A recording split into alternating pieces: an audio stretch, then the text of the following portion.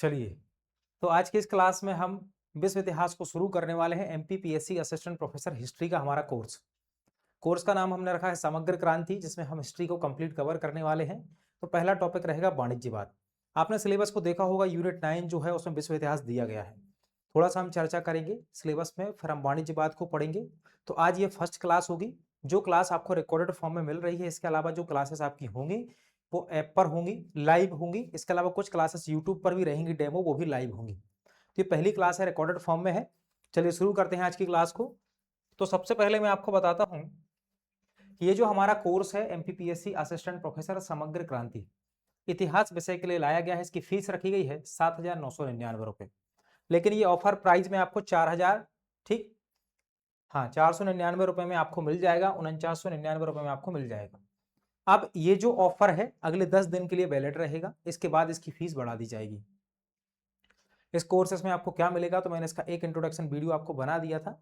इसमें आपको live classes मिलेंगी, रिकॉर्डेड क्लासेस मिलेंगी। इसके अलावा आपको हार्ड कॉपी नोट्स कौन कौन से टॉपिक के मिलेंगे ये भी मैं आपको बता चुका हूँ। तो ये इसकी इन्फॉर्मेशन के लिए आप हमारा ऐप डाउनलोड करें। डिस्क्रिप्शन में आपको ऐप की लिंक दी हुई है। ज़्यादा जानकारी के लिए संपर्क कर सकते हैं। डिस्क्रिप्शन में कॉन्टैक्ट नंबर भी दिया गया है। ऐप के चैट बॉक्स में भी आप हमें मैसेज कर सकते हैं। तो चलिए शुरू करते हैं आज की पहली क्लास को। तो उससे पहले मैं आपको बता देता हूं, एक चीज और बची हुई है। जो पहला पेपर है उसके लिए हमारा पार्थ सारथी नाम से बैच चल रहा है। 1299 इसकी फीस है। इसके साथ आपको कंप्लीट 5 यूनिट के हार्ड कॉपी नोट्स दिए जाएंगे पहले पेपर के। इसके अलावा पॉलिटिकल साइंस, हिस्ट्री और सोशियोलॉजी की असिस्टेंट प्रोफेसर की टेस्ट सीरीज शुरू हो चुकी है, जिनको आप ज्वाइन कर सकते हो। माइनस मार्किंग पैटर्न पर बनाई गई हैं और सॉल्यूशन भी आपको इनके साथ मिलेगा। बात करते हैं सहायक कुल सचिव की। तो जो भी स्टूडेंट्स तैयारी कर रहे हैं उनके लिए शीघ्र हम नोट्स लाने वाले हैं और टेस्ट सीरीज भी अगले हफ्ते में लॉन्च हो जाएगी। ठीक है, ये तो हो गई कोर्सेज की बात। अब बात कर लेते हैं हम थोड़े से काम की। तो हम बात करते हैं यूरोप में वाणिज्यवाद की। चलिए, तो यूरोप में वाणिज्यवाद हम देखते हैं। यदि सिलेबस में, तो आप सिलेबस में देखो इसको, तो आपको समझ में आएगा कि आधुनिक पश्चिम की आर्थिक क्रांति जो है, इनमें 3 चीजें हमको दी गई हैं: वाणिज्यवाद, उपनिवेशवाद और औद्योगिक क्रांति। वाणिज्यवाद, उपनिवेशवाद और औद्योगिक क्रांति। यदि हम बात करें ओवरऑल, ठीक है, सिलेबस की बात करते हैं, तो हमको देखने को मिलते हैं यहां से विश्व इतिहास से लगभग 15 क्वेश्चन हमारे पेपर में। लगभग 15 जो क्वेश्चन है विश्व इतिहास से आपके पेपर में आने वाले हैं। तो हमको विश्व इतिहास बहुत अच्छे से कवर करना है और करके जाना है। अब मैं बात करता हूं लास्ट ईयर की। यदि आप देखो विश्व इतिहास से क्वेश्चंस, तो जो भी हमने आपको टेलीग्राम पर free of cost PDF available कराई थी, एमसीक्यू वगैरह, पूरे के पूरे क्वेश्चन वहां से आए हुए हैं। और जो हिस्टोग्राफी आपको प्रोवाइड की गई थी, छोटी सी बुकलेट, उससे सारे क्वेश्चन आए हुए थे। इस बार सारा कंटेंट अपडेट तैयार किया गया है। 2-4 दिन और लग रहा है उसमें, उसके बाद वो आपको अवेलेबल हो जाएगा। आपको आराम से आपके कोर्स के साथ मिलेगा और हार्ड कॉपी में आपके घर भेज देंगे। तो ये हमारी पहली लाइन है। सबसे पहले हम सिलेबस के अकॉर्डिंग ही चलेंगे, इसको कवर करेंगे। इसके ऊपर जो शब्दावली दी हुई है उसके नोट्स आपको मिल जाएंगे, फिर वो हम कवर करा देंगे आपकी, बाद में कोई टेंशन नहीं है। बाकी अभी हम क्या, हमारा पहला टारगेट इस पर है, क्योंकि यहां से सीधे 12 क्वेश्चन आने वाले हैं। ओवरऑल ये जो यहाँ पर पॉइंट्स लिखे हुए हैं, लगभग 12 क्वेश्चन कवर करेंगे।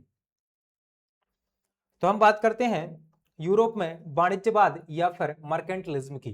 तो देखिए, वाणिज्यवाद की यदि हम बात करते हैं तो साफ साफ आपको समझ में आता है वाणिज्यवाद, वाणिज्य मतलब कि जो व्यापार से संबंधित हो उसको कहा जाता है। तो बात है बेटा यूरोप की, ठीक है। जब क्या हुआ यहाँ पर याद रखना, भौगोलिक खोजों के परिणाम स्वरूप क्रमशः 2 विचारधाराएं यूरोप में उत्पन्न हुई। एक तो उपनिवेशवाद, दूसरा होता है वाणिज्यवाद। 2 टर्म है, ठीक। भौगोलिक खोजें तो बेटा याद रखना, जब हम पढ़ते हैं यूरोप में पुनर्जागरण, तो पुनर्जागरण के फलस्वरूप क्या होता है, जब धार्मिक बंधन टूटता है तो लोग क्या करते हैं, नए नए देशों की खोज में निकलते हैं। और ये खोज का सिलसिला है, सबसे पहले किसने शुरू किया था, पुर्तगाल ने शुरू किया था। थोड़ा सा मैं आपको बता देता हूं वाणिज्यवाद के उदय की पृष्ठभूमि। तो हम बात करेंगे वाणिज्यवाद के उदय की, तो सबसे पहले हम देखते हैं इसके उदय में जो कारण था वह था भौगोलिक खोजें। क्या था, भौगोलिक खोजें। अब भौगोलिक खोज में क्या आता है सर, बेटा भौगोलिक खोज में देखो, बात है 1492 की। कोलंबस ने किसको खोज दिया, कोलंबस ने अपने Santa Maria, Nina Pinta, Santa Maria और नीना पिंटा जहाज से, ठीक, अमेरिका को खोज डाला। क्लियर है, ये अमेरिका को खोज डाला। वहीं बात कर लो किसकी, बात कर लो वास्को डिगामा की। तो भाई वास्को डिगामा ने इसी समय 1498 की बात है, 1498 में भारत की खोज कर दी। तो ये जो भौगोलिक खोजें थी, इन्होंने वाणिज्यवाद को बढ़ावा दिया। अब क्यों बढ़ावा दिया भाई? जब ये दूसरे देश पहुंचे तो क्यों पहुंचे? व्यापार की तलाश में पहुंचे, जिससे क्या हुआ कि धन का इनके पास रिजर्व बड़ा, संचय बड़ा, इनके पास धन आएगा, ये व्यापार करेंगे। तो समझ गए ना? तो ये इस समय हुआ। अब ये भौगोलिक खोजों को प्रोत्साहन देने वाला व्यक्ति कौन था? पुर्तगाल का एक राजकुमार था, पुर्तगाल का राजकुमार, जिसका नाम था Henry the navigator, Henry the navigator. तो ये भौगोलिक खोजों के फलस्वरूप दो टर्म हमको देखने को मिलती हैं। एक हमको देखने को मिलता है बेटा उपनिवेशवाद, कॉलोनिज्म, ठीक है, जिसमें क्या करता है, एक देश दूसरे कमजोर देश पर क्या करता है, सामाजिक, आर्थिक और राजनीतिक रूप से नियंत्रण करता है। तो उपनिवेशवाद क्या है कि दूसरे देश में जाना, वहां पर अपनी बस्तियां बसाना या फिर अपने सिस्टम को वहां पर खड़ा कर लेना और उस देश का सामाजिक, आर्थिक और राजनीतिक नियंत्रण अपने हाथ में ले लेना, ये उपनिवेशवाद कहलाता है। उपनिवेशवाद की सबसे इंपॉर्टेंट चीज रहती है बेटा कि उपनिवेशवाद के केंद्र में आर्थिक शोषण छिपा होता है। इट मीन्स कि वो आपके धन को टारगेट करना चाहता है। जैसे आप देख सकते हो, अंग्रेज जब भारत आए तो उन्होंने क्या किया, भारत को आर्थिक रूप से लूटा। भारत को पहले सोने की चिड़िया कहा जाता था, और जब अंग्रेज आए तो उनको पता था कि भारत से व्यापार करेंगे तो बहुत सारा पैसा मिलेगा, मतलब पैसा ही पैसा होगा बाबू भैया। और बिल्कुल ऐसे ही उन्होंने क्या किया, भारत पर आर्थिक शोषण के लिए शिकंजा कसा था। तो उपनिवेशवाद के केंद्र में आर्थिक शोषण होता है, याद रखना, आर्थिक शोषण की भावना छिपी होती है। तो ये उपनिवेशवाद हो गया। अब उपनिवेशवाद के फलस्वरूप ही बेटा वाणिज्यवाद को बढ़ावा मिलेगा, क्योंकि ये लोग क्या करेंगे ना, जैसे भारत आ गए, अब भारत से इन्होंने व्यापार किया, तो जो व्यापार का सिलसिला लगातार बढ़ा ना, उसी के फलस्वरूप क्या हुआ, वाणिज्यवाद उत्पन्न हुआ।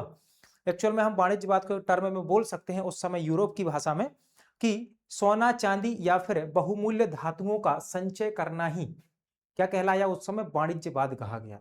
समझ गए ना आप? तो इसको कई कई जो अर्थशास्त्री रहे उन्होंने बुलियनवाद या फिर बहुमूल्य धातुवाद कहा, क्योंकि जिनके पास भी ज्यादा सोना होता था, ज्यादा चांदी होता था, ज्यादा ग्लोरी होती थी, उनके पास ही क्या होता था, संपूर्ण नियंत्रण होता था। विश्व का संपूर्ण शक्ति का नियंत्रण उसके पास था, जिसके पास पैसा है। और वो आज भी चलता है कि जिसके पास धन है वो धनाढ्य व्यक्ति सबसे ज्यादा मशहूर होता है, सम्माननीय होता है, फेमस होता है। समझ गया ना? शक्ति उसके हाथ में रहती है। तो यही चीज यहां पर टर्म मैंने आपको समझा दी। अब हम चलते हैं, थोड़ा बात करते हैं। तो जब हम बात कर रहे थे इसका उदय, तो भौगोलिक खोजों के परिणाम स्वरूप क्रमशः दो विचारधाराएं उत्पन्न होती हैं। एक को कहा जाता है उपनिवेशवाद, दूसरे को कहा जाता है वाणिज्यवाद या फिर मर्केंटलिज्म। क्लियर है? अब देखो समय काल क्या रहा, याद रखना, लगभग 1500 ईस्वी से 1750 ईस्वी, अर्थात 1600 से बात करोगे मोटे तौर पर तो 18वीं शताब्दी के बीच का जो समय है उसको वाणिज्यवाद कहा जाता है। ठीक है, तो 16वीं से लेकर 18वीं सदी के बीच का काल, ये क्या कहलाता है बेटा, वाणिज्यवाद कहलाता है। अब मैं आपको एक फैक्ट जो इंपॉर्टेंट है वो अभी बता देता हूं, हाईलाइट कर देता हूं। ठीक, यूरोप के सारे देशों ने लगभग वाणिज्यवाद को अपनाया। एकमात्र ऐसा देश जिसने वाणिज्यवाद को नहीं अपनाया था, जिन्होंने नहीं अपनाया था वो थे डच। डचों ने वाणिज्यवाद को नहीं अपनाया था, स्टार लगाकर लिख लेना, पेपर में आ जाएगा।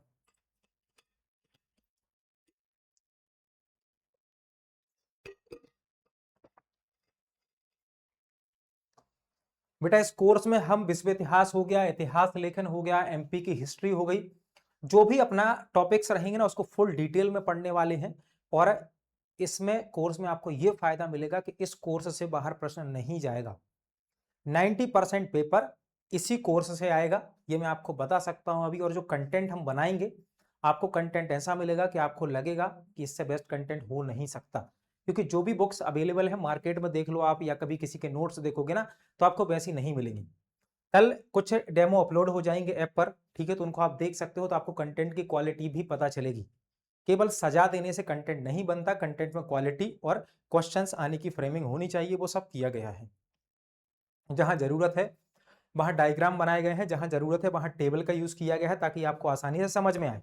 और सबसे बड़ी चीज है, आपको समझ में नहीं आएगा तो समझाने के लिए हम यहाँ पर खड़े हुए हैं, तो ये क्लियर करेंगे आपकी सारी चीजें। तो समय काल पता चल गया। सिंपल सा हमने अभी तक पढ़ा है भाई, भौगोलिक खोजों के परिणाम स्वरूप उत्पन्न होती हैं दो विचारधाराएं, उपनिवेशवाद और वाणिज्यवाद। वाणिज्यवाद के समय की बात कर लो 1500 ईस्वी से 1750 ईस्वी, या फिर मोटे तौर पर देखो तो 16 से 18वीं शताब्दी के बीच का ये समय है। इस प्रकार से पीपीटी आपको दी जाएंगी ताकि आप रिवीजन कर सको। ज्यादा फैक्ट एक पीपीटी में नहीं रखे जाएंगे, एक स्लाइड में, ताकि आपको आसानी से याद हो जाए। आगे बढ़ते हैं, अब बात करते हैं क्या था। ठीक है, वाणिज्यवाद एक्चुअली में क्या था? तो वाणिज्यवाद याद रखना यूरोप में प्रचलित एक आर्थिक सिद्धांत था या फिर व्यवहार था, मतलब कि बिहेवियर था।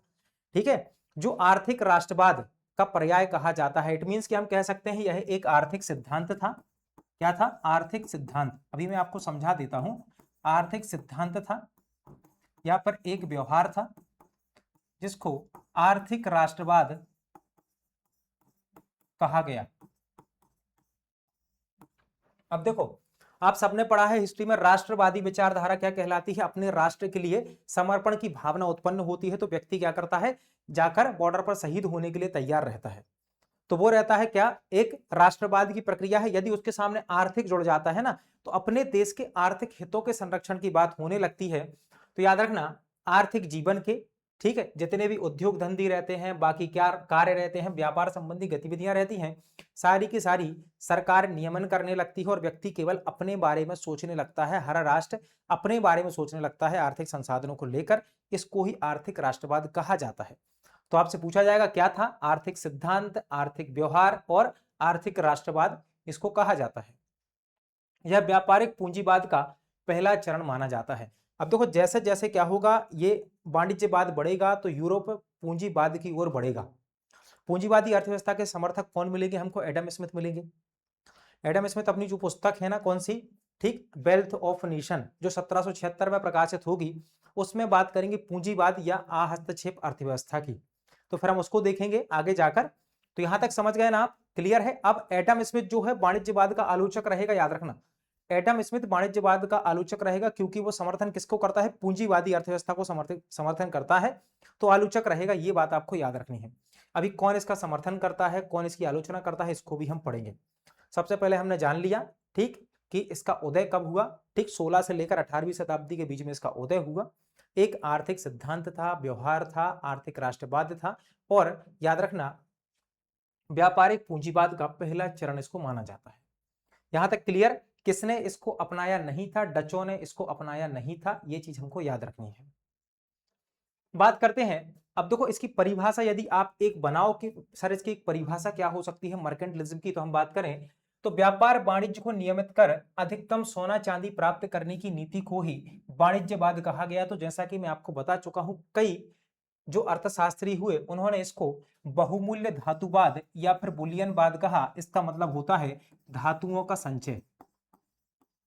धातुओं का संचय, और धातु कौन सी भाई? जो बहुमूल्य हो, वो वाली धातु का संचय, जैसे सोना और चांदी का संचय, इसको शामिल किया गया।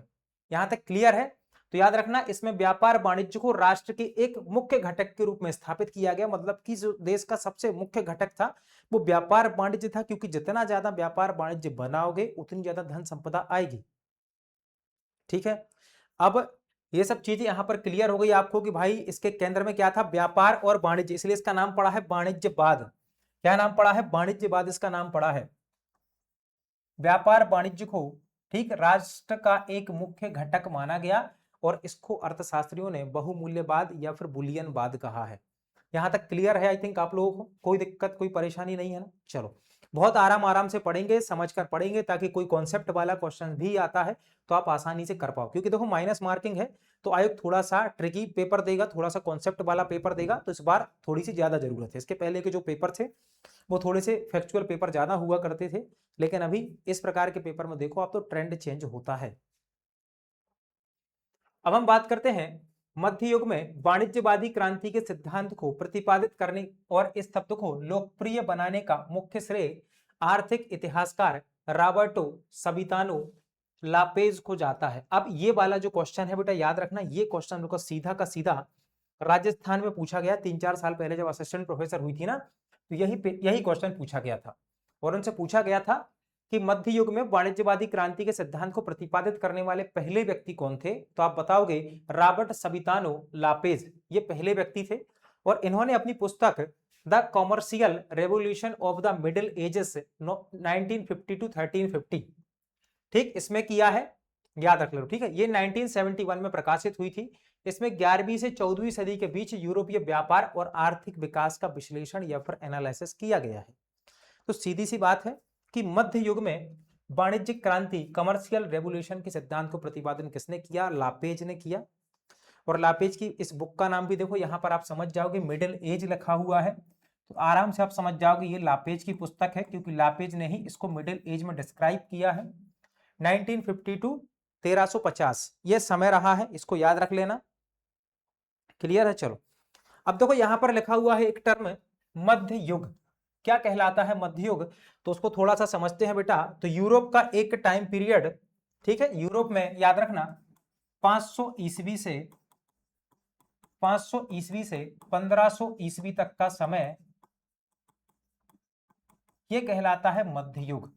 ठीक, ये मध्य युग कहलाता है। इस मध्य युग में यूरोप में क्या हुआ बेटा? इस मध्य युग में यूरोप में चर्च की सत्ता स्थापित थी। चर्च की सत्ता स्थापित थी, मतलब सब लोग धार्मिक बंधनों से बंधे हुए थे, धार्मिक प्रभाव बहुत ज्यादा था। ठीक है, धार्मिक प्रभाव बहुत ज्यादा था। दूसरा, इसी बीच यूरोप में सामंतवाद की एक प्रक्रिया चल रही थी। किसकी? सामंतवाद की एक प्रक्रिया चल रही थी। तो सामंतवाद का उदय हो रहा था इसी बीच, और इसको कहा जाता है अंधकार युग। क्या कहा जाता है? अंधकार युग इसको कहा जाता है। तो ये जो समय पीरियड है, समय, ठीक है, समय वाला ये एक पीरियड है, इसको अंधकार युग कहा जाता है। इसके बाद हम देखेंगे प्रबोधन आएगा, और फिर 15वीं से 16वीं शताब्दी के बीच पुनर्जागरण आएगा। क्या आएगा? 15वीं से 16वीं शताब्दी में क्या आएगा? पुनर्जागरण आएगा, जब ये वाला टाइम पीरियड खत्म होगा, मध्य युग वाला। तो इस पुनर्जागरण के दौरान ही हमको वाणिज्यवाद, उपनिवेशवाद, ये सब चीजें देखने को मिलेंगी। क्लियर है? कोई दिक्कत नहीं है ना? मध्य युग की समय अवधि समझ गए। मध्य युग की समय अवधि को आप ऐसे भी मान सकते हो, 476 ईस्वी का समय है, 476 ईस्वी। क्लियर है? 476 ईस्वी से मान लो कि पुनर्जागरण तक का जो समय है, उसको क्या कहा जाता है? उसको ही मध्य युग कहा जाता है। 476 ईस्वी में क्या हुआ था? रोमन साम्राज्य का पतन हुआ था। रोमन साम्राज्य का पतन हुआ था, और यहां से लेकर कब तक बेटा? पुनर्जागरण तक।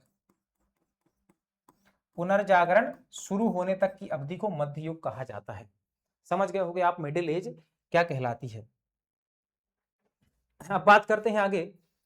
मुक्त व्यापार का सूत्रपात करने वाली कार्बोडेन सेवेलियर की संधि 1860 में इंग्लैंड और फ्रांस के बीच में होती है, संपन्न हुई थी। याद रखना, ये इंग्लिश में लिखा गया है, तो इसको, ये वही चीज है, ठीक, कोई इसमें ज्यादा अलग से नहीं है। तो ये वाली जो संधि है 1860 में इंग्लैंड और फ्रांस के बीच हो जाती है, जिसमें दोनों क्या करते हैं? एक दूसरे को व्यापार की स्वतंत्रता प्रदान करते हैं, और क्या करते हैं? बहुत सारा डिस्काउंट देते हैं, टैरिफ कम कर देते हैं, ठीक, जो शुल्क वगैरह उनको कम कर देते हैं। तो इस सिद्धांत को क्या कहा जाता है बेटा? आर्थिक उदारवाद। आर्थिक उदारवाद व मुक्त व्यापार, फ्री ट्रेड। आप हमारे देश में क्या कर सकते हो? फ्री ट्रेड कर सकते हो, आपको ना ड्यूटीज देनी है, ना टैरिफ्स देने हैं, ये सब कम कर देते हैं। तो इसको कहा जाता है मुक्त व्यापार की नीति, और इसी को कहा जाता है आर्थिक उदारवाद, मतलब कि आर्थिक रूप से, इकोनॉमिक रूप से थोड़ा सा लिबरल हो जाना, कि नहीं भाई चल तू 7 रुपए देता था, चल तू 2 रुपए देना, कोई दिक्कत नहीं है। तो इसको कहा जाता है आर्थिक उदारवाद।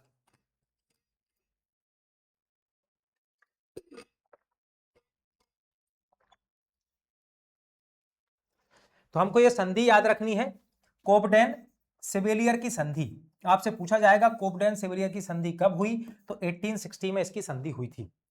यहां तक क्लियर है सबको? हम ये भी समझ गए सिद्धांत का प्रतिपादन लापेज ने किया था, इनकी पुस्तक में किया था, मिडिल एज 950 से 1350 ईस्वी, ये पुस्तक का नाम था। 1971 में ये क्या होती है? प्रकाशित होती है। बात करो कौन सी? कार्बेडेन सेवेलियर की संधि की तो 1860 में हुई थी, इंग्लैंड और फ्रांस के बीच में, जो आपस में व्यापार को बढ़ावा देने के लिए थे। तो यहां से मुक्त व्यापार और आर्थिक उदारवाद की शुरुआत मानी जाती है। आगे बढ़ते हुए हम देखते हैं वाणिज्यवाद के मूल प्रिंसिपल क्या थे या फिर सिद्धांत क्या थे। तो देखो सबसे पहली चीज है सोना चांदी इकट्ठा करो, सोना चांदी इकट्ठा करो, पहली चीज क्लियर है, सोना चांदी इकट्ठा करो। तो जब व्यक्ति सोना चांदी इकट्ठा कर रहा है तो सोना चांदी के निर्यात को हतोत्साहित करो, मतलब सोना चांदी देश से बाहर नहीं जाना चाहिए। क्लियर है, सोना चांदी देश से बाहर नहीं जाना चाहिए। तो सबसे पहली जो जरूरत थी वह थी सोना चांदी को भरकर तिजोरी में रख लो, कोई भी उनको बाहर नहीं करेगा। दूसरी चीज, अन्य वस्तुओं के निर्यात को प्रोत्साहन करो, भाई लोहा बेचो, कोई दिक्कत नहीं है, उस समय लोहा बेचो, अदर जो चीजें हैं वो बेचो, कपड़े बेचो भाई, खाना बेचो, जो बेचना है, मसाले बेचो, जो बेचना है वो बेचो, लेकिन सोना चांदी बाहर नहीं जाना चाहिए। तो सोना चांदी के निर्यात को घटाना और अन्य वस्तुओं के निर्यात को बढ़ाना, ठीक, मतलब कि दूसरे देशों में बेचना।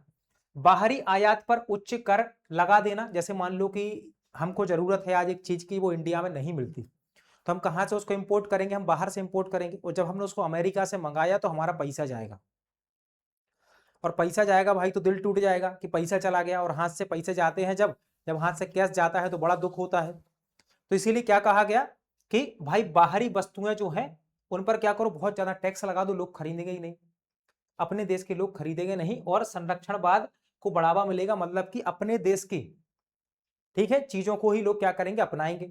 तो ये क्या कहा गया यहाँ पर, बाहरी आयात पर बहुत क्या लगा दिया, कर लगा दिया, अब बाहर के लोग अपन को आयात नहीं करेंगे क्योंकि उन पर टैक्स लगा हुआ है। राष्ट्रीय उद्योगों का संरक्षण दिया गया, भाई जो घरेलू इंडस्ट्रीज हैं उनको प्रोटेक्शन दिया गया कि इनका संरक्षण किया जाए, इनको बढ़ावा दिया जाए, घरेलू स्तर पर चीजों को बढ़ाएंगे, यदि उत्पादित करेंगे तो उससे लाभ होगा, अपना पैसा अपने पास रहेगा, बाहर नहीं जाएगा, ये चीज अपनाई गई।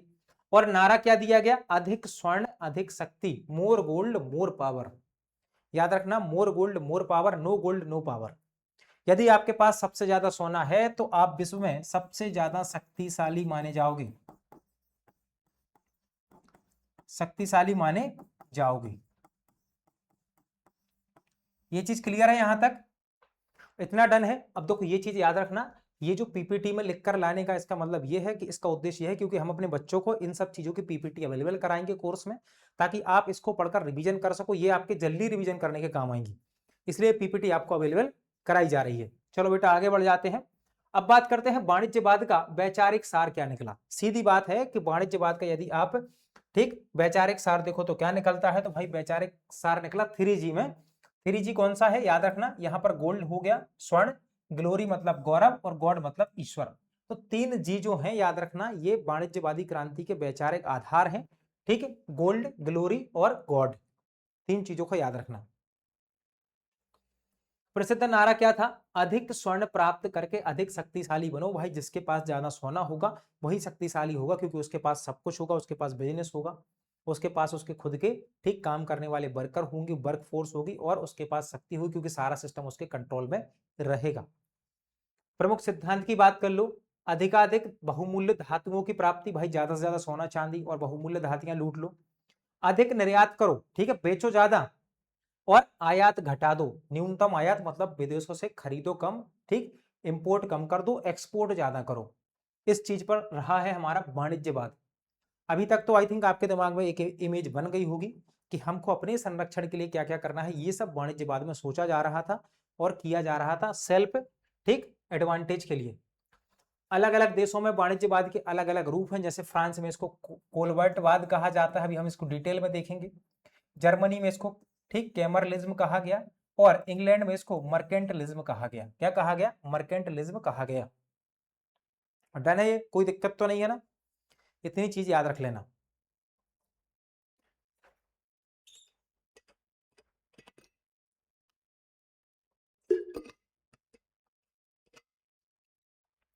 चलिए अब आगे बढ़ते हैं। अब बात करते हैं देशवार प्राथमिकताएं, मतलब कौन से देश ने इस दौरान किस चीज को संग्रहण करने के लिए प्राथमिकता डिसाइड की कि भाई मुझको ये चाहिए है, मुझे ये चाहिए है, उसको वो चाहिए वो चाहिए, ऐसे। ठीक है, जैसे बात कर लो स्पेन व पुर्तगाल, तो इन्होंने क्या किया, इन्होंने कीमती धातुओं की प्राप्ति करना सबसे उचित माना। इन्होंने कहा कि जिसके पास कीमती धातुएं होंगी सबसे ज्यादा पावरफुल होगा। तो स्पेन और पुर्तगाल ने क्या किया, तो याद रखना, एस से होता है स्पेन, पी से होता है पुर्तगाल, और जी से होता है गोल्ड। स्पेन पुर्तगाल ने गोल्ड पर ध्यान दिया, एसपीजी याद रख लो। दूसरी चीज है फ्रांस ने क्या किया, निर्यातक वस्तु व्यापार पर नियंत्रण स्थापित करना। ठीक है, निर्यातक वस्तु व्यापार मतलब फ्रांस ने क्या किया, वस्तु व्यापार को बढ़ावा दिया। वस्तु व्यापार को बढ़ावा दिया किसने, फ्रांस ने। याद रख लेना, फ्रांस ने वस्तु व्यापार को बढ़ावा दिया। बात कर लो इंग्लैंड की, इंग्लैंड ने अंतरराष्ट्रीय व्यापार पर नियंत्रण किया, इसमें कोई डाउट नहीं है, इंग्लैंड ने अंतरराष्ट्रीय व्यापार पर बिल्कुल नियंत्रण किया। इंडिया पर भी शासन किया, अदर कंट्रीज पर भी शासन किया, अमेरिका तक पर शासन किया इन्होंने।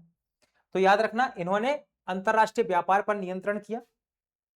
जर्मनी की बात कर लो, इन्होंने राजकीय कोष क्रेमर का संचय किया, साथ में सेना का विस्तार किया। इन्होंने क्या किया, अपने राजकोष को भरा, इन्होंने अपने राजकोष को भरा। साथ में इन्होंने कहा कि इसके संरक्षण के लिए सेना का विस्तार करना जरूरी है।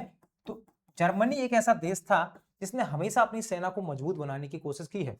यदि आप उसको देखोगे प्रथम विश्व युद्ध में, तो वहां पर भी उसकी कोशिश यही थी, और यहां पर भी इसकी कोशिश यही रही कि राजकोष को भरो और सेना का विस्तार करो, तब जाकर हम क्या कर सकते हैं, इसका विस्तार कर सकते हैं और वाणिज्यवाद को बढ़ावा देकर उपनिवेशवाद को फैला सकते हैं। तो ये अवधारणाएं रही, कौन सी देश ने किसको प्राथमिकता दी। बात करेंगे वाणिज्यवाद के शब्द की उत्पत्ति की और इसकी व्याख्या की। अब देखो, अभी तक ये जो वाणिज्यवाद है, इसको वाणिज्यवाद नहीं कहा जा रहा था, इसको अलग अलग कंट्रीज में अलग अलग नाम से जाना जा रहा था। जैसे कोलवर्टवाद कहाँ, फ्रांस में जाना गया, अभी मैंने आपको बताया। अब वाणिज्यवाद जो शब्द है एक्चुअली में यूज किसने किया था, तो वाणिज्यवाद जो शब्द है, याद रखना, ये वाणिज्यवाद शब्द का सबसे पहला उपयोग एडम स्मिथ ने 1776 में अपनी पुस्तक an inquiry into the nature and causes of the wealth of nation में किया था। अब इनकी पुस्तक का शॉर्ट नेम आप देखोगे तो वेल्थ ऑफ नेशन आपको मिलेगा। क्लियर है। और यहां पर भी इन्होंने क्या किया, आलोचनात्मक संदर्भ में इसका यूज किया था। तो मैंने अभी शुरुआत में ही आपको बताया था कि एडम स्मिथ एक ऐसा व्यक्ति है जो इसकी आलोचना करता हुआ आपको दिखाई देगा, इसको याद रखना। तो ये जो वाणिज्यवाद शब्द है सबसे पहले किसने यूज किया, एडम स्मिथ ने 1776 में अपनी पुस्तक वेल्थ ऑफ नेशन में यूज किया और आलोचना के संदर्भ में। 1931 की बात है, स्वीडन के आर्थिक इतिहासकार एली हेस्कर ने मर्केंटलिज्म या फिर वाणिज्यवाद नामक ग्रंथ लिखा था। तो ये वाणिज्यवाद पर एक जो ग्रंथ है, इसी नाम से किसने लिखा है, एली हेस्कर ने लिखा है, जो स्वीडन के हैं। एली हेस्कर स्वीडन के हैं, इन्होंने 1931 में अपनी ये पुस्तक लिखी थी। आपसे सीधा पूछा जाएगा मर्केंटलिज्म या फिर वाणिज्यवाद पुस्तक के लेखक कौन है, तो आप बताओगे एली हेस्कर। कब लिखी, 1931, स्वीडन के इकोनॉमिक हिस्टोरियन थे। ठीक है, ये चीज याद रखना। वाणिज्यवाद के आलोचक, ठीक, या क्रिटिक्स की हम बात करते हैं तो एडम स्मिथ हैं, एली हेस्कर हैं, हेक्सर हैं, तुर्गो हैं, कुयसने हैं, याद रख लो। ठीक है, वाणिज्यवाद के कौन है आलोचक, कौन है, तो एडम स्मिथ, हेली, तुर्गो, क्विस्ने, ये जो चार जो हैं ये वाणिज्यवाद के आलोचक कहलाते हैं। तो कैसे याद रखोगे, ए हेली तू कुएं पर जामर, ये हमने ऐसा बोल दिया। अब जामर मतलब कि एक प्रकार से बुरी चीज, मतलब आलोचना कर रहा है। तो ए से होगा बेटा एडम स्मिथ, ए से होगा एडम स्मिथ, हेली से होगा यहां पर एली हेस्कर, ये चीज याद रखो। यहां पर तू से याद रखो तुर्गो, और यहां पर कुएं से होगा कुयसने। तो ये आप लोगों को याद होगा आई थिंक। देखो बेटा, मेरी आदत है, मैं आपको याद कराऊंगा, सब कुछ मैं आपको याद कराऊंगा। जब लाइव क्लास चलेगी तब आपको समझ में आएगा। मैं आपको याद कराने के सिद्धांत पर काम करूंगा। यदि आपको याद नहीं है तो फिर कोई मतलब नहीं है पढ़ने का, इसलिए याद कराना है आपको। यन कैन प्रकारन मतलब कि साम दाम दंड भेद लगाना है, याद कराना है। और मैं ये आपको ये गारंटी दे रहा हूं कि एमपीपीएससी में जो विश्व इतिहास या फिर जो हिस्ट्री में जो कुछ भी पूछा जाएगा उसमें आप दूसरे लोगों से 25 से 30 नंबर की लीड लोगे, 30 नंबर की लीड लोगे, ये मैं अभी बोल सकता हूं। यदि कठिन पेपर आने के बाद कोई बच्चा 90 क्वेश्चन सॉल्व करके आता है तो आप उस पेपर में 120 क्वेश्चन सॉल्व करके आओगे। यदि ये कोर्स आपने पूरा पढ़ लिया, बहुत अच्छे से पढ़ लिया, तो 100% आप ये करके आओगे। और आप कंटेंट भी देखोगे जब, ठीक है, तो आपको पता चलेगा, कंपेयर भी कर लेना आप, ठीक है, आपको समझ में आ जाएगा कंटेंट की क्वालिटी क्या है। और ये जो कोर्स है हमारा, हमारे कुछ मतलब ये बोल सकते हो बहुत ही, ठीक है, घनिष्ठ स्टूडेंट्स रहे हैं जिनका इस बार असिस्टेंट प्रोफेसर का एग्जाम है, तो उनके कहने पर लाया गया है। तो जिसका फायदा हम लगभग 40 से 45 से 50 बच्चों को देना चाहते हैं। इसमें 45-50 बच्चों के बाद एडमिशन जो है क्लोज कर दिए जाएंगे। 8-10 एडमिशन हमारे पास हो चुके हैं, जो पहले से ही डन थे कि सर हमको तो लेना ही है, वो ले चुके हैं स्टूडेंट। बाकी जिनको ज्वाइन करना है जल्दी करें, अभी ऑफर में चल रहा है। चलो अब बात करते हैं वाणिज्यवाद के समर्थकों की। देखो जॉन मेनार्ड कीन्स, अब ये कीन्स कौन है? तो कीन्स याद रखना ऐसे अर्थशास्त्री हैं जिन्होंने जब आर्थिक महामंदी फैली थी, ठीक प्रथम विश्व युद्ध के बाद, तो उसके कारण इन्होंने बताए थे। किसने? कीन्स ने। इसके अलावा गुस्ताव बान स्लामर, ये दोनों कौन है? ये दोनों समर्थक माने जाते हैं। कीन्स और स्लामर ये दोनों समर्थक हैं, याद रख लेना, कीन्स और स्लामर ये दोनों समर्थक माने जाएंगे। किसके? वाणिज्यवाद के। तो आलोचक हमने देख लिए, उसके बाद हमने समर्थक देख लिए, और हमको पता चल गया है जो वाणिज्यवाद पुस्तक है वो किसकी है? एली हेक्सर की ये पुस्तक है, इनको हम याद रखेंगे। वाणिज्यवाद के सिद्धांत का सबसे पहली बार प्रतिपादन किसने किया था? वाणिज्यवाद का जो प्रिंसिपल है सबसे पहली बार किसने किया? ये प्रश्न आपके एग्जाम में आ चुका है, तो इसलिए इसको देखना बहुत इंपॉर्टेंट है, याद रखना। तो वाणिज्यवाद सिद्धांत का सबसे पहला प्रतिपादन 1613 में इटली के अर्थशास्त्री एंटोनियो सेरा द्वारा अपने लेख में किया गया था, जहां उन्होंने लेख में क्या कहा? उन देशों में जहां खाने नहीं है, सोना और चांदी लाने की विधियों पर संक्षिप्त लेख में स्पष्ट रूप से इन्होंने क्या किया है? इसको प्रतिपादित किया है, वाणिज्यवाद को।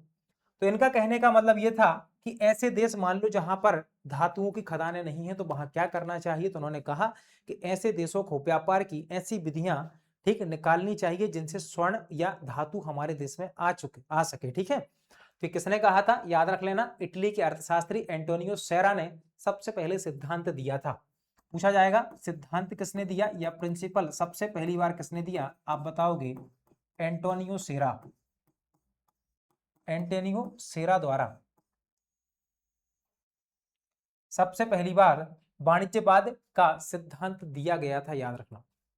ये चीज डन हो गई, याद रख लेना। आपसे पूछा जाएगा उन देश में जहां खाने नहीं है, सोना चांदी लाने की विधियों पर ठीक संक्षिप्त लेख किसका रचना है? याद रख, किसकी रचना है? तो आप बताओगे एंटोनियो सेरा की है, जिसमें सबसे पहली बार वाणिज्यवाद के सिद्धांत का प्रतिपादन किया गया है।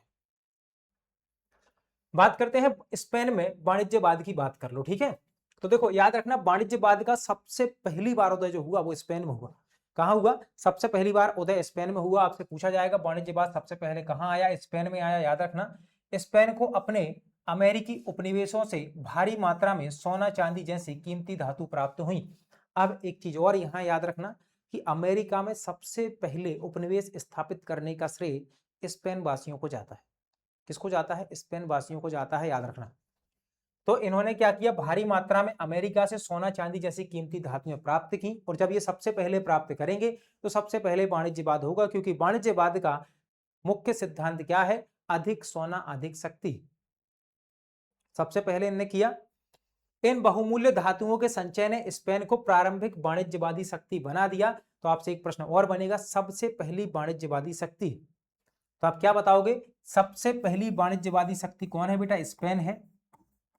सबसे पहले वाणिज्यवाद कहां आया? स्पेन में आया, ये चीज याद रखो। इस प्रकार धातुवाद का सबसे सशक्त सर्वप्रथम रूप स्पेन में देखने को मिलता है। आपसे पूछा जाएगा बुलियनवाद या फिर बहुमूल्य धातुवाद का पहला उल्लेख कहां मिलेगा? आप बताओगे बेटा स्पेन में मिलेगा। स्पेन में मिलेगा। कहां मिलेगा? स्पेन में मिलेगा, ये चीज याद रखो। डन है, क्लियर, कोई दिक्कत नहीं। स्पेन में वाणिज्यवाद समझ गए। बात कर लेते हैं बेटा इंग्लैंड में वाणिज्यवाद। ठीक है, इंग्लैंड में याद रखना एलिजाबेथ के प्रथम के शासन से शुरू हुआ वाणिज्यवाद, और ओलिवर क्रोमवेल के शासन तक चलेगा, मतलब कि 1658 तक चलेगा। तो देखो यहां लिखा है 1558 से 1658, लगभग 100 वर्ष तक यहां पर याद रखना वाणिज्यवाद चलेगा। अब जब यहां पर याद रखना वाणिज्यवाद चल रहा है, तो इसी बीच कई घटनाएं घटित होगी। जैसे हम बात करते हैं 1600 में भारत में 1600 में ईस्ट इंडिया कंपनी की स्थापना हुई। ईस्ट इंडिया कंपनी की स्थापना हुई और यह भारत आती है व्यापार करने के लिए। ये क्या है बेटा? यह है उपनिवेशवाद का एक रूप। ठीक है, तो जब उपनिवेशवाद बनाएंगे तो इन्होंने भारत को क्या किया? आर्थिक रूप से लूट लिया। भारत को आर्थिक रूप से इन्होंने लूटा, तो क्या हुआ? इनके यहां भी क्या होगा? वाणिज्यवाद का विकास होगा। तो इन्होंने ये सब चीज जो है कॉलोनी बनाना 1558 से शुरू कर दिया था, और 1658 तक ये लगातार करते रहे। तो ये एलिजाबेथ प्रथम के शासनकाल से शुरू होगा, ओलिवर क्रॉमवेल के शासन तक जाएगा। ब्रिटिश सरकार ने नेविगेशन एक्ट 1651 में लागू किया, जिसके माध्यम से अपने आर्थिक राष्ट्रवाद को सशक्त बनाने के प्रयास किए, मतलब अपने जो नेविगेशन संबंधी जो हैं वो वाले रूल्स यहां इन्होंने लागू किए थे ब्रिटेन ने। ठीक है, जैसे अंतरराष्ट्रीय व्यापार पर अंग्रेजी जहाजों एवं कंपनियों का प्रभुत्व स्थापित हो सके, इसलिए रूल्स लाए गए थे। नेविगेशन एक्ट कब लाया गया? 1651, ठीक है, 1651 में लाया गया, ये याद रखना। तो ये यूरोप में याद रखना, स्पेशली इंग्लैंड में वाणिज्यवाद का उत्कर्ष है, एक टाइम पीरियड है 100 ईयर्स का।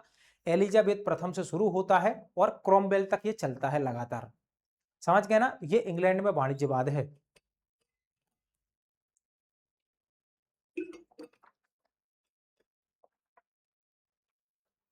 आगे बढ़ते हैं, अब बात करते हैं फ्रांस में वाणिज्यवाद और कोलवर्टवाद। तो फ्रांस में एक तो लुईस 14 के शासनकाल में वाणिज्यवाद को विशेष गति मिली। प्रश्न पूछा जाएगा किसके काल में, तो आप बताओगे लुई 14वें। लुई 14वें के काल में क्या हुआ? वाणिज्यवाद को गति मिल जाती है। वाणिज्यवाद को गति मिली कहां पर? फ्रांस में, लुई 14वें के समय। इसका वित्त मंत्री याद रखना कौन था? कोलवर्ट इसका वित्त मंत्री था, जो वाणिज्यवाद के सिद्धांतों का कट्टर समर्थक था, जो कहता था धन का संचय करना है, ठीक, निर्यात अपन को क्या करने हैं? निर्यात खत्म, निर्यातों को बढ़ावा देना है, आयात खत्म कर देने हैं, और निर्यात में सोना चांदी नहीं भेजना है, सिर्फ क्या बेचना है? वस्तु निर्यात पर कंट्रोल करना है। याद रखना, ये किसने कहा था? फ्रांस में चला था वस्तु निर्यात। इसी कारण फ्रांस में वाणिज्यवाद को कोलवर्टवाद कहा गया, क्योंकि इनके मंत्री का नाम क्या था? कोलवर्ट था। उसी के आधार पर इस प्रणाली को अपना लिया गया। तो ये फ्रांस में है, लुई 14वें के समय ये वाणिज्यवाद हुआ था। इतना क्लियर? अभी तक तो आई थिंक सारी चीजें क्लियर है, हमने कुछ भी टफ नहीं पढ़ा है। इसी प्रकार से बहुत इजी बना देंगे आपके लिए सारे विश्व इतिहास को, इतिहास लेखन को बहुत अच्छे तरीके से पढ़ेंगे। जर्मनी में वाणिज्यवाद की बात कर लो या फिर कैमरलिज्म की बात कर लो। जर्मनी में देखो, याद रखना फ्रेडरिक विलियम फर्स्ट ऑफ, ठीक, पर्सिया याद रख लो। उसके बाद Frederick the great. Frederick the great के समय आर्थिक संरक्षण के सिद्धांतों को अपनाया गया, वह वाणिज्यवाद का रूप कैमरलिज्म कहलाया। तो आपसे पूछा जाएगा कैमरलिज्म किसके समय उत्पन्न हुआ जर्मनी में? तो फ्रेडरिक द ग्रेट, याद रखना फ्रेडरिक द ग्रेट के समय यहां पर याद रखना कैमरलिज्म का उदय हुआ। यह प्रश्न बनेगा, जर्मनी में जब कैमरलिज्म का उदय हुआ उस समय शासक कौन था? ठीक, एक्चुअल रूप में तो हम बताएंगे फ्रेडरिक द ग्रेट था, जब कैमरलिज्म का यहां पर सिद्धांत उत्पन्न हुआ। इनका लक्ष्य क्या था भाई? राजकोषीय कोष या फिर क्रैमर में वृद्धि करो, इसको क्रैमर लिखा आएगा, याद रखना, राजकोषीय कोष में वृद्धि करना, और राज्य की वित्तीय शक्ति को सुदृढ़ करना, मतलब राज्य की फाइनेंशियल कंडीशन जो है उसको इतना मजबूत बना लो कि कोई दिक्कत कभी हो ना, इकोनॉमिक जो क्राइसिस है वो उत्पन्न ना हो। और साथ में इन्होंने क्या किया था बेटा? सेना का विस्तार किया था, सेना का विस्तार किया था, ये चीज याद रखना। बात करते हैं 16वीं एवं 17वीं शताब्दी में मुद्रा एवं भुगतान प्रणाली का विकास। तो सर ये क्या है बेटा? याद रखना। अब आ जाते हैं वाणिज्यवाद के कारण। क्या है यहाँ पर? याद रखना वाणिज्यवाद के कारण अब हम पढ़ने वाले हैं। कारण क्या थे उदय के? तो बात करें हम तो देखो, हमने वाणिज्यवाद की अवधि भी देख ली थी हमने अवधि मोटी मोटी तौर पर 16वीं से 18वीं शताब्दी। तो इसी बीच क्या होता है? 16वीं से 17वीं शताब्दी में मुद्रा और भुगतान प्रणाली का विकास हो जाता है। तो जब हम देखते हैं 16वीं 17वीं शताब्दी में यूरोप में विभिन्न प्रकार की भुगतान में मुद्रा का प्रयोग निरंतर बढ़ता गया। अब जैसे मान लो उस समय क्या होता था, इस काल में हुंडी, ऋणपत्र, विनिमय पत्र को व्यापक रूप से स्वीकार किया जाने लगा। मान लो इनकेस किसी के पास पैसे नहीं है, किसी को व्यापार करना है, तो हुंडी जो क्या है एक प्रकार का विनिमय पत्र था, ठीक, आज्ञा देने का कि पैसे आप ले सकते हो, तय तिथि को ले सकते हो। दर्शनी मुंडी होती थी, ठीक, दर्शनी मुंडी बोल दिया, दर्शनी हुंडी होती थी, मुद्दती हुंडी होती थी, ठीक है, जोखमी होती थी। तो इस प्रकार से चलता था, तो ये हुंडी थी। उसके बाद ऋणपत्र, यहाँ पर डिबेंचर भी थे, ठीक, एक्सचेंज जो पत्र होता था वो भी था, विनिमय पत्र भी था, तो इनको स्वीकार किया जाने लगा। व्यापारिक लेन देन में नगद चलने लगा, मुद्रा के साथ साथ क्रेडिट उपकरणों का यूज होने लगा, जिसके फलस्वरूप क्या हुआ? वाणिज्यवाद को बढ़ावा मिला। व याद रखना इसी के कारण तीव्र विस्तार होता है, क्योंकि जब पैसा चलने लगता है तो पैसे से क्या होता है? आमने सामने आदान प्रदान होता है और व्यापार तेजी से चलता है। तो ये चीज यहाँ पर होने लगी। तो ये पहला कारण है, मुद्रा और भुगतान प्रणाली का विकास हुआ।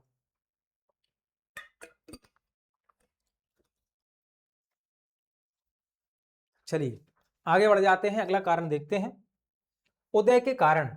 तो याद रखना, प्रोफेसर हेने ने दो भागों में विभक्त किया है। यदि आप बात करो वाणिज्यवाद के उदय के कारणों की, तो प्रोफेसर हेने ने भी दो भागों में कारणों को बांटा है। पहला इन्होंने बताया है दूरवर्ती अभौतिक कारण, और दूसरा बताया है सीमावर्ती भौतिक कारण। जैसे मान लो दूरवर्ती कारण क्या है, जैसे मान लो कि आपका बेटा सुधारवाद है और पुनर्जागरण है। पुनर्जागरण ने क्या किया, भौगोलिक खोजों को प्रोत्साहन दिया, भौगोलिक खोजों को प्रोत्साहन दिया जैसे पुनर्जागरण ने। ये दूरवर्ती कारण है, कहते हैं ना दूरवर्ती परिणाम निकले कि बाद में साम्राज्य का पतन हो गया औरंगजेब की वजह से, इसी प्रकार से। और यदि सीमावर्ती कारण आप देख लो, सोना चांदी की नई खदानों की खोज हो गई, सामंतवाद का पतन हुआ। जब सामंतवाद का पतन होगा तो छोटे छोटे ठीक नए राज्य बन जाएंगे। बैंकिंग व्यवस्था का विकास हो गया, मुद्रास्फीति, राजनीतिक विचारधारा में परिवर्तन आदि के कारण क्या हुआ, इसके कारण भी क्या हुआ, वाणिज्यवाद को बढ़ावा मिला। तो इनके दो कारण हमको याद रखने हैं प्रोफेसर हेने के, एक तो दूरवर्ती अभौतिक कारण और सीमावर्ती भौतिक कारण। ठीक, अभौतिक कारण जैसे पुनर्जागरण है, उसको आप केवल महसूस कर सकते हो, देख नहीं सकते, लेकिन आप सोना चांदी की खदानों को देख सकते हो आप, ठीक है, जो सामंत मर रहे थे तो उनको देख सकते हो आप। इसके अलावा आप बैंकिंग का विकास देख सकते हो। तो ये सब चीजें जो हैं ये भौतिक कारणों में आ जाती हैं। स्थायी बाजारों का उदय। अब देखो यूरोप में स्थायी बाजारों का जब उदय होगा तो पुराने समय के जो मेले चलते हैं, हाट चलते हैं, वो सब बंद हो जाएंगे। ठीक है, अब जब पुराने समय के मेले हाट वगैरह बंद हो गए तो क्या हुआ बेटा, मार्केट आ गया। और जब मार्केट आ गया तो मार्केट में बिजनेस करने में आसानी होती है। तो ये एक कारण था किसका, वाणिज्यवाद के उदय का, कि अब जो याद रखना व्यापार वो है नियमित था, संगठित था और दीर्घकालिक था। पहले मेले तो कैसे होते थे, मेले तो भाई पता चला कि संक्रांति के संक्रांति लग रहे हैं या हफ्ते में लग रहे हैं, हाट बाजार हैं, हफ्ते में लग रहे हैं, 10 दिन में लग रहे हैं, बुधवार को लग रहा है, शुक्रवार को लग रहा है, इस प्रकार से। लेकिन जब ये मार्केट आया तो एक फिक्स दुकान, ठीक है, साहूकार की हो गई, ठीक है, याद रखना एक गल्ले वाले की दुकान हो गई, ये फिक्स दुकानें हो गई और ये लगातार चलती रही। तो इसने बिजनेस व्यापार को बढ़ावा दिया। डाक सेवाओं एवं संचार व्यवस्था का विकास हुआ। देखो जैसे क्या हुआ, फैलते हुए व्यापार के परिणाम स्वरूप डाक सेवाओं में सुधार हुआ और व्यापारिक सूचनाओं के त्वरित आदान प्रदान हेतु अधिक प्रभावी बनाया गया। अब डाक सेवा में होता क्या है, मान लो कि व्यवसाय संबंधी कोई चिट्ठी है, जल्दी से पहुंचा दी जाएगी, कोई लाइसेंस वगैरह रखना है वो भी जल्दी पहुंच जाता है। हम देखते हैं डाक सेवा चल रही है, तो इस डाक सेवा ने क्या किया, चीजों को आसान बना दिया। और यह वाणिज्यिक पूंजीवाद के विकास की आधारभूत आवश्यकता थी कि आपको क्या करना पड़ेगा, डाक सेवा और कम्युनिकेशन में इन्वेस्ट करना पड़ेगा, इसका विकास करना पड़ेगा। तो ये चीज क्लियर है। अटलांटिक व्यापार का विस्तार हुआ। अब देखो बात करो 16वीं शताब्दी के दौरान अटलांटिक क्षेत्र व्यापार की दृष्टि से भूमध्य सागरीय क्षेत्र तथा पूर्वी क्षेत्र से पूरी तरह जुड़ा हुआ था। ठीक, इसको हम मैप में बाद में देख लेंगे। तो यदि आप बात करो अटलांटिक क्षेत्र जो है वह भूमध्य सागरीय क्षेत्र से भी जुड़ा हुआ था और पूर्व से भी पूरी तरह जुड़ा हुआ था। यदि आप अटलांटिक महासागर को देखोगे तो आपको लोकेशन समझ में आ जाएगी। इसीलिए आज भी सबसे व्यस्त जो मार्ग है व्यापार का वो वहीं से गुजरता है, अटलांटिक महासागर से। जिसके कारण क्या हुआ, यूरोपीय व्यापार के भौगोलिक विस्तार का निर्णायक चरण रहा। इसमें ये आपस में व्यापार के लिए जुड़े थे। पुनर्जागरण के बाद भौगोलिक खोजें भी हुई जिससे व्यापार को बढ़ावा मिल गया। तो अटलांटिक क्षेत्र का व्यापार जो भूमध्य सागरीय क्षेत्र और पूर्वी क्षेत्रों से जुड़ा हुआ था। बात करो व्यापार की प्रकृति, तो याद रखना कपड़ा, मछली, शराब, नमक जैसी दैनिक जीवन में प्रयुक्त वस्तुओं पर आधारित था। अब ये वाली वस्तुएं जो याद रखना, यदि व्यक्ति के पास क्या आता है, ठीक, पैसा आ जाता है, यदि व्यक्ति के पास पैसा आता है तो फिर वो क्या करता है, रहन सहन पर और जीवन स्तर पर खर्च करेगा। तो पुनर्जागरण के फलस्वरूप क्या हुआ, व्यक्ति ने व्यक्तिवाद पर ध्यान दिया और इसके पुनर्जागरण के केंद्र में मानववाद था। तो व्यक्ति ने क्या किया, स्वयं के बारे में जब उसने सोचना शुरू किया तो भाई उसको फिर परफ्यूम भी चाहिए, उसको सनस्क्रीन भी चाहिए और बाकी चीजें भी चाहिए। तो इन सबको वो खरीदेगा और इन सबको जैसे जैसे खरीदेगा तो व्यापार में गति मिलेगी। तो ये दैनिक जीवन की जो वस्तुएं हैं इन्होंने क्या किया, कपड़ा, मछली, शराब, नमक जैसी वस्तुओं ने क्या किया, इनको बढ़ावा दिया। अब उस समय यूरोप में होता क्या था कि भाई जो मांस वगैरह है उसको नमक डालकर और मसाले डालकर अधिक समय के लिए प्रिजर्व किया जाता था। इसलिए भी ये क्या हुआ, व्यापार को बढ़ावा मिला था बेटा। संयुक्त पूंजी कंपनियों और विश्व व्यापार, ठीक है, तो देखो याद रखना, आरंभिक काल में, ठीक है, आधुनिक काल के प्रारंभ में संयुक्त पूंजी कंपनियों का उदय हुआ। इन कंपनियों ने यूरोपीय व्यापार को विश्व व्यापार का रूप दे दिया। व्यापारियों को विशेष क्षेत्रों में एकाधिकार प्राप्त हुआ और यह व्यवस्था वाणिज्यवाद की आत्मा कहलाती है। आपसे पूछा जाएगा, तो वाणिज्यवाद की आत्मा है संयुक्त पूंजी कंपनी व्यवस्था। क्लियर है?